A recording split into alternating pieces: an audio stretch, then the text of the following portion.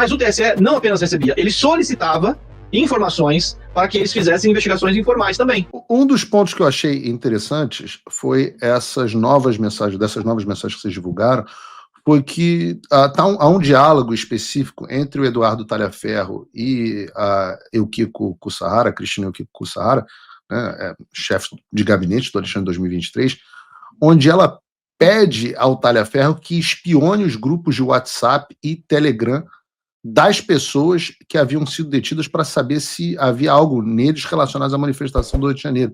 O pior ainda, que ela instrui o Talhaferro a coletar esses dados e não enviar via um canal formal, etc, etc. Não, tudo fora do processo, de forma clandestina, inclusive indicando um e-mail pessoal, e essa é uma assinatura pessoal do próprio Alexandre de Moraes no processo, que é o e-mail dele, alegêmeos@uol.com.br. alegêmeos@uol.com.br. E nisso eu pergunto o seguinte: a gente está falando, então, na investigação de vocês, sobre uma espionagem política contra civis clandestina com o envolvimento e a digital pessoal do pseudo-juiz Alexandre de Moraes. Sim, o que a gente observa aí, e é importante deixar bem claro o contexto, tá? Quando surgiu, após os 8 de janeiro, as pessoas foram presas, depois de muitos dias presas de forma irregular, passaram pelas audiências de custódia, que foram uma mera fachada, segundo a minha opinião, na minha opinião, e muitas foram soltas, outras permaneceram presas, com base nesses relatórios informais. E no dia 8 de março, o Alexandre de Moraes, que já estava começando a ficar feio para ele, né? Algumas pessoas presas ali, já havia relatórios de instituições de defesa dos direitos humanos relatando violações dos direitos humanos nas prisões do 8 de janeiro, tá? Inclusive a DPU e a Associação de Familiares de Vítimas do 8 de janeiro, que hoje é liderada pelo advogado Ezequiel Silveira. E Alexandre de Moraes queria fazer uma jogada de marketing, né? Ele queria fazer um grande marketing no Dia da Mulher, mostrando que ele era um humanitário, né? Então ele ia soltar algumas mulheres no dia 8 de março de 2023.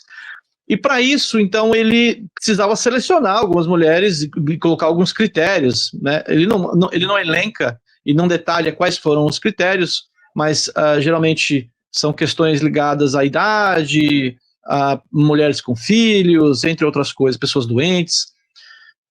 Mas o critério mesmo era a lista informal, então eles precisavam fazer buscas dessas mulheres. Então o Alexandre de Moraes manda a Cristina repassar uma ordem, porque é importante vocês saberem que as ordens não eram dadas diretamente pelo Moraes para as pessoas, ele repassa, né, ele tem uma rede de auxiliares próximos que faz o trabalho sujo. Mas esse e-mail, alegêmeos@uol, é do Alexandre. É do Alexandre. Sim, a gente sabe disso porque ele próprio colocou esse e-mail numa das edições do famoso best-seller dele, de Direito Constitucional. Exato. Parabéns, pessoal. Muito, muito bom. Então,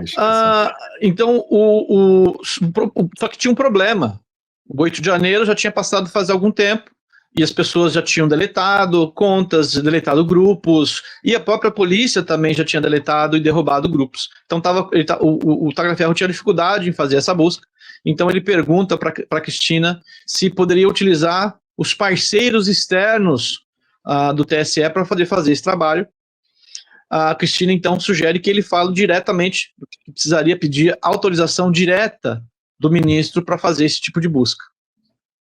Nas mensagens consta que aí ele pede o e-mail, o contato, né? A Cristina passa o e-mail do Alexandre de Moraes, como está aparecendo na tela de vocês, só que é o e-mail pessoal, não é o e-mail institucional, nem do STF, nem do TSE. Por quê? Bom, a gente pode tentar inferir algumas coisas, para que não fique registros oficiais, que seja um contato extraoficial, clandestino, não sei. Mas... Eu sei, é clandestino.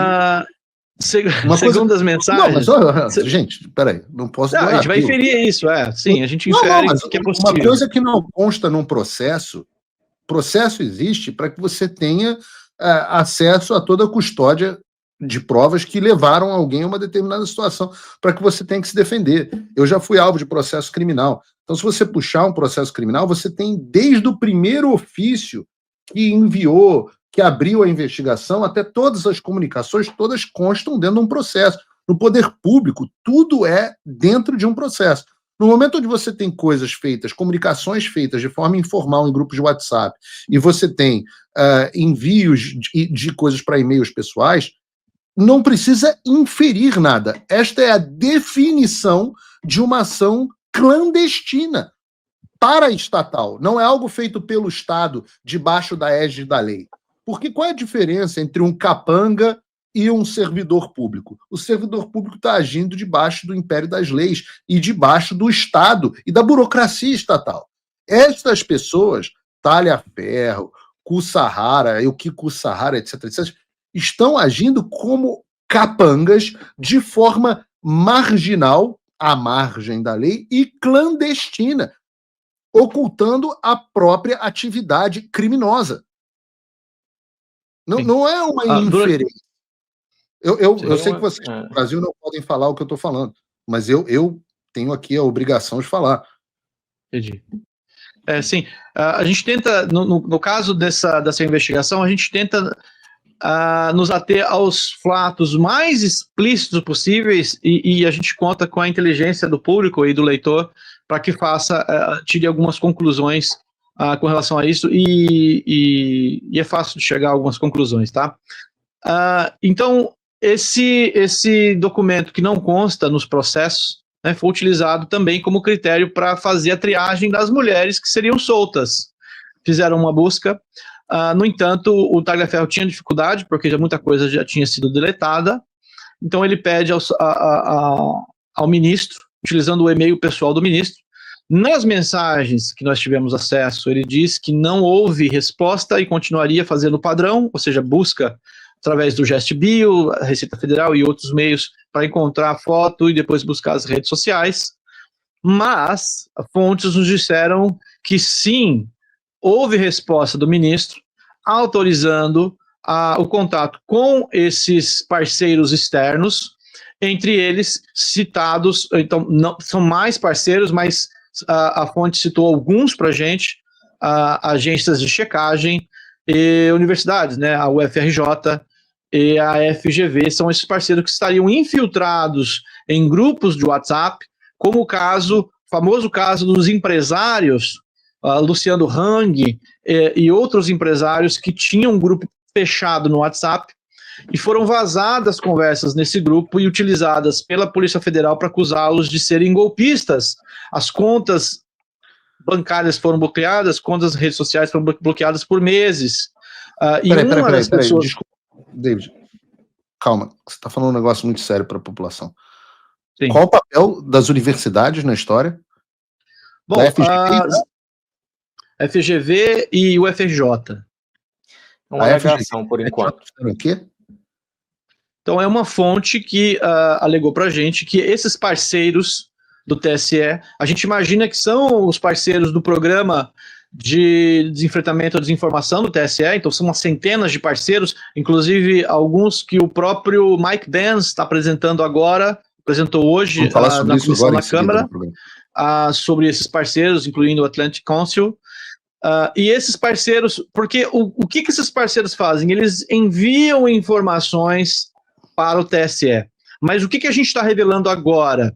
E é importante a participação nesses programas, inclusive no seu programa em especial, porque a gente pode detalhar alguns pontos e colegas jornalistas podem avançar essas investigações e confirmar muita coisa, porque a investigação nossa é muito grande, muito abrangente e ainda tem muito detalhe. Tá? E esse é um deles. Que o TSE não apenas recebia informações, porque você pode receber denúncia de qualquer pessoa. Eu, por exemplo, David Agape, posso receber informações e denúncias de qualquer pessoa. Mas o TSE não apenas recebia, ele solicitava informações para que eles fizessem investigações informais também. Então, você imagina uma agência lupa sendo demandada por uma corte superior, por um tribunal eleitoral, para que fizessem investigações paralelas, se infiltrassem em grupos de WhatsApp, grupos de Telegram, para enviar informações. Isso é outra irregularidade que nós encontramos durante a nossa investigação. Para deixar claro, não sabemos se a agência Lupa participou disso. É uma alegação da nossa fonte, geral para checadores de fatos. Não, ele citou, mas sabemos que a agência Lupa era um dos checadores de fatos conveniados com o TSE, sim, mas não sabemos se eles participaram especificamente dessa atividade. Sim. Exatamente. Se você, como eu, está dormindo mais tranquilo agora que o Trump voltou à presidência, ótimo. Mas e o Brasil? Nosso país continua no buraco. A volta do Trump nos dá esperança, mas as coisas não vão se resolver sozinhas. Vai ser preciso muito trabalho, meu e seu. E não adianta xingar muito nas redes sociais achando que isso resolve alguma coisa. Não tem salvador da pátria. Não tem um político que vai resolver por você. A responsabilidade é sua. Eu larguei tudo para me dedicar a isso. E você? Como você pode ajudar sem abandonar as suas obrigações? Simples. Apoie quem está na linha de frente. Sem isso, esse trabalho simplesmente não continua. Acesse www.paulofigueiredoshow.com/apoie e com a partir de $5 por mês, garanta que isso siga em frente. Se puder ir além, torne-se meu patrono Gold e participe do meu grupo privado e ajude a definir as minhas próximas pautas. A diferença entre vencer e perder está na ação. Durma tranquilo, sabendo que você fez a sua parte.